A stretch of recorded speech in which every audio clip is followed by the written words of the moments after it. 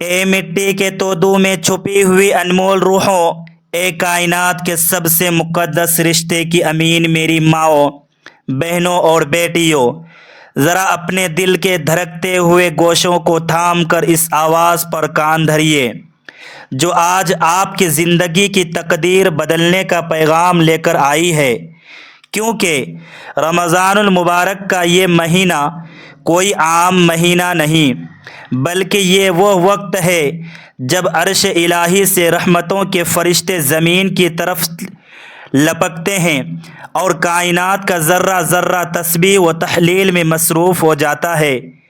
مگر کیا آپ نے کبھی غور کیا کہ جو ہی اس مبارک مہینے کا چاند طلوع ہوتا ہے تو صرف آسمان کی رنگت ہی نہیں بدلتی، بلکہ ہمارے گھروں کی فضا، ہمارے رزق کی کیفیت اور ہمارے دلوں کا اطمینان بھی ایک عجیب سی تبدیلی سے گزرنے لگتا ہے۔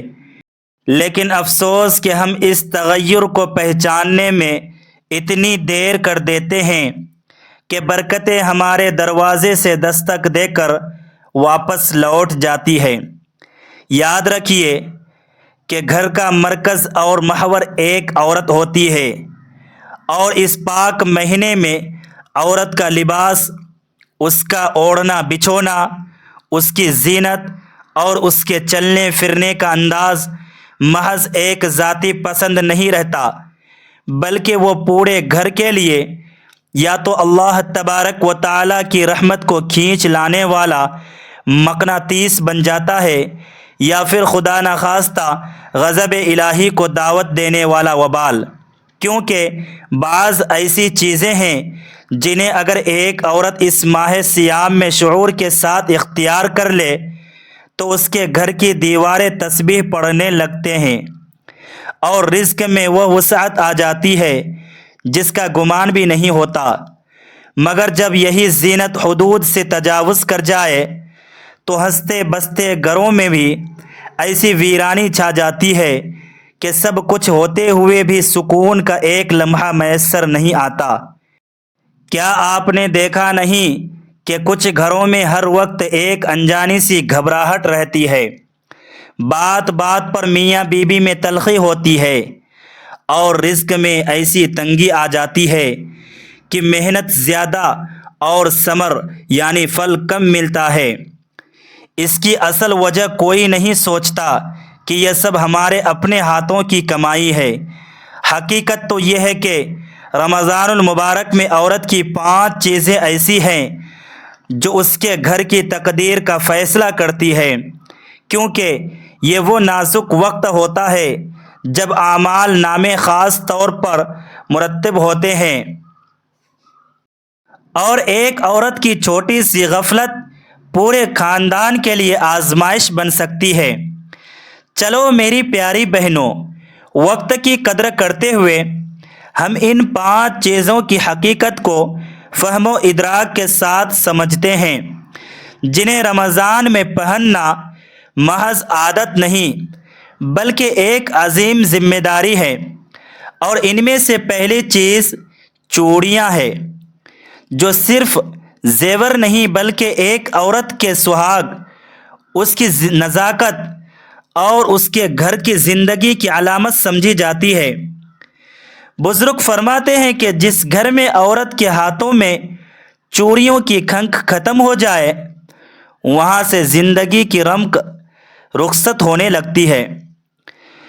جیسے کسی بنجر زمین پر ہریالی نہ رہے تو وہ قبرستان کا منظر پیش کرتی ہے۔ ایک اللہ والے نے فرمایا تھا کہ عورت کے خالی ہاتھ دلوں کی ویرانی کا پیش خیمہ ہوتے ہیں۔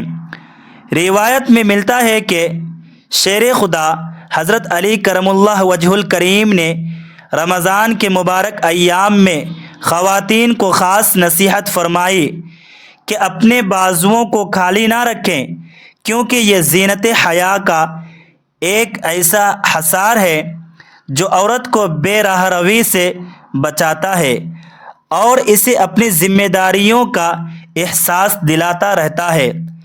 مگر یہاں ایک ایسا مقام عبرت ہے جو روح کو کپکپا دے گا۔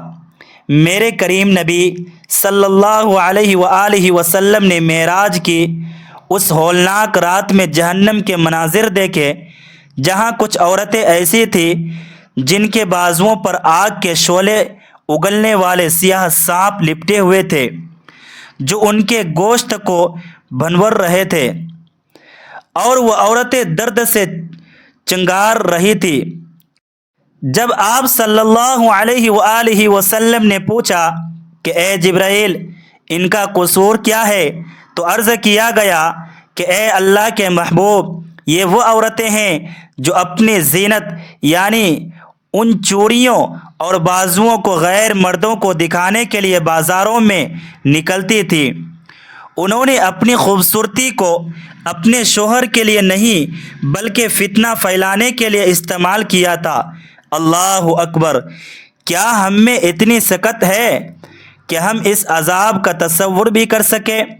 لہٰذا چوڑیاں پہنیں، مگر صرف اللہ کی دی ہوئی حدود میں رہ کر، تاکہ یہ آپ کے لیے جنت کا زیور بنے، نہ کہ جہنم کا ایندھن۔ دوسری اہم چیز دوپٹہ ہے، جو عورت کے سر کا تاج اور اس کی عصمت کی ڈھال ہے۔ دوپٹہ محض کپڑا نہیں بلکہ وہ نورانی چادر ہے جو آپ کو شیاطین کی گندی نظروں سے محفوظ رکھتی ہے۔ جس طرح ایک قیمتی موتی سیب کے اندر ہی محفوظ رہتا ہے، ویسے ہی ایک مومنہ عورت دوپٹے کے سائے میں ہی معتبر لگتی ہے۔ بزرگوں کا قول ہے کہ جب ایک عورت رمضان میں اپنے سر کو حیا کے ساتھ ڈھانپتی ہے تو اس کے گھر پر عرش سے نور کی تجلیات نازل ہوتی ہے، اور اس کی ہر دعا بارگاہ الہی میں فوراً قبولیت کا درجہ پاتی ہے۔ تیسری چیز انگوٹی ہے، جو ایک عورت کو اس کے مقام اور اس کی حدود کی یاد دہانی کرواتی ہے۔ یہ انگلی میں موجود ایک چھوٹا سا چھلا دراصل نفس پر قابو پانے کی ایک علامت ہے، جسے ایک مضبوط قلعہ دشمن کو اندر آنے سے روک دیتا ہے۔ ویسے ہی حیا کی یہ چھوٹی سی زینت عورت کے اخلاق کو بکھرنے نہیں دیتی۔ ایک دفعہ ایک پریشان حال عورت ایک بزرگ کے پاس گئی اور اپنے گھر کی بدحالی کا رونا رویا، تو اس اللہ والے نے اس کے خالی ہاتھوں کو دیکھ کر فرمایا کہ بیٹی، جب تم نے زینت کے ساتھ ساتھ اپنی حدود کی علامتوں کو چھوڑ دیا تو تمہارے مزاج میں وہ تیزی اور سختی آ گئی جس نے تمہارے گھر کے سکون کو جلا کر راکھ کر دیا۔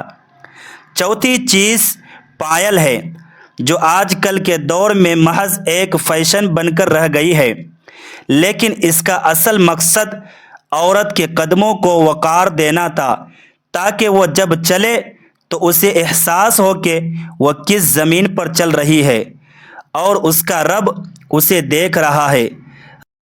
رمضان میں پائل پہننے والی عورت گویا اپنے نفس کو یہ پیغام دیتی ہے کہ میرا ہر قدم سوچ سمجھ کر اٹھے گا، نہ میں گناہ کی طرف جاؤں گی اور نہ ہی اپنے قدموں کی چاپ سے فتنہ پیدا کروں گی۔ جیسے ایک لنگر بحری جہاز کو طوفان کی موجوں سے بچا کر ساحل پر ٹھہرائے رکھتا ہے، ویسے ہی حیا کا یہ زیور عورت کو بے راہ روی کے طوفان سے بچاتا ہے۔ پانچویں چیز مہندی ہے، جو عورت کے ہاتھوں پر صبر، شکر اور استقامت کی مہر ہے۔ مہندی کا رنگ فوراً نہیں چڑھتا، بلکہ وہ انتظار اور ٹھہراؤ مانگتا ہے۔ بالکل اسی طرح ایک عورت کو بھی گھر کے جھگڑوں اور تنگیوں میں صبر کا دامن نہیں چھوڑنا چاہیے۔ جب ایک عورت رمضان المبارک میں اپنے ہاتھوں کو مہندی سے سجاتی ہے تو وہ دراصل اس بات کا عہد کرتی ہے کہ اس کے یہ ہاتھ اب صرف خیر کے کاموں کے لیے اٹھیں گے۔ ان ہاتھوں سے کسی کا دل نہیں دکھایا جائے گا، بلکہ یہ ہاتھ اب دوسروں کے زخموں پر مرہم رکھیں گے۔ جیسے تپتی دھوپ میں گھنا درخت مسافر کو ٹھنڈک پہنچاتا ہے، वैसे ही एक साबिर औरत पूरे खानदान को सुकून पहुंचाती है। मगर याद रखिए मेरी बहनों, इस पूरे स्क्रिप्ट की सबसे अहम और मरकज़ी बात जो मैंने आखिर के लिए बचा कर रखी थी वो ये है कि ये तमाम ज़ीनतें, ये तमाम ज़ेवरात और ये तमाम अदाएँ उस वक्त तक बेमाना और बेबरकत हैं जब तक आपकी नीयत खालिस अल्लाह तबारक व ताला के लिए ना हो जाए। अगर आप ये सब कुछ दुनिया को दिखाने, अपनी बड़ाई जताने या फ़ख्र व गुरूर के लिए करती हैं तो ये सोना चांदी आपके लिए गले का हार नहीं बल्कि गले का तोक बन जाएगा। अल्लाह तबारक व ताला फरमाता है कि बेशक अल्लाह तुम्हारे तकवा को देखता है। तो क्या ही अच्छा हो कि हम इस रमज़ान में अपनी ज़ाहिरी ज़ीनत को अपनी बातिनी तहारत का ज़रिया बना ले।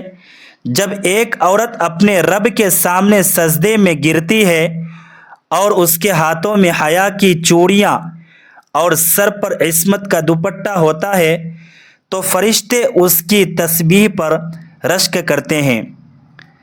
रमज़ान सिर्फ भूखा प्यासा रहने का नाम नहीं बल्कि ये अपनी रूह को लिबास तकवा से आरास्ता करने का महीना है। अगर आपने खुद को बदल लिया, अपनी ज़ीनत को हुदूद इलाही में ले आए तो यकीन जानिए कि आपके घर से न सिर्फ गुर्बत रुखसत होगी बल्कि आपकी नस्लें भी अल्लाह तबारक व ताला की वली बन जाएगी। अब फ़ैसला आपके हाथ में है कि आप फैशन की बांदी बनकर घर को जहन्नम बनाना चाहती है या हया की पैकर बनकर अपने घर को जन्नत का बाग बनाना चाहती है।